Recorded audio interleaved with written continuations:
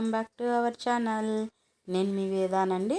నేను ఈరోజు చేయించబోతున్న రెసిపీ ఏంటంటే రైస్ ఐటమ్ అండి. అదే దద్దోజనం అని పిలుస్తారు.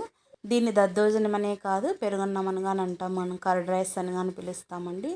ఏ పేర్లతో పిలిచినా అయితే టేస్ట్ అయితే చాలా బాగుంటుంది. నిజంగా దీన్ని ఎంతో ఈజీగా టేస్ట్గా చేసేసుకోవచ్చు. పెరుగన్నం పెరుగు కలుపుకొని చేసుకుంటే సరిపోతుంది కదా అని అనుకోవచ్చు. అలా అనుకోకండి, నేను చూపిస్తున్న కొన్ని టిప్స్తో ఫాలో అవ్వండి. ఇలాగా నేను 1 గ్లాస్ రైస్ తీసుకొని ఇలా కడిగి పెట్టుకొని అన్నాన్ని ఇలా వండుకుంటున్నానండి. నేను ఇలా చేస్తున్నాను. పెరుగన్నంకి ఇలా చేస్తేనే బాగుంటుంది.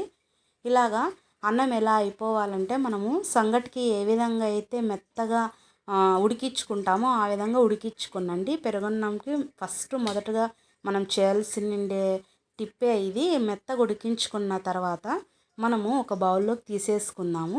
నేను ఇక్కడ 3/4 లీటర్ పెరుగు యాడ్ చేస్తున్నానండి. లీటర్కి కొద్దిగా తక్కువ అంతే. కొన్ని పాలు వేస్తున్నాను, 1/2 కప్ అంతా. పాలు వేస్తే చాలా టేస్ట్ ఉంటుందండి. ఇలా వేసుకొని తగినంత సాల్ట్ వేసుకొని పక్కన పెట్టుకోనండి.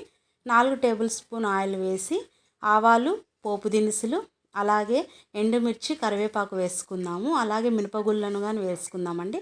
వన్ బై వన్ వేగిన తర్వాత వేయండి. ముఖ్యంగా ఈ పోపు అంతా చల్లారిన తర్వాత ఇందులో కలిపేయండి. చాలా బాగుంటుంది.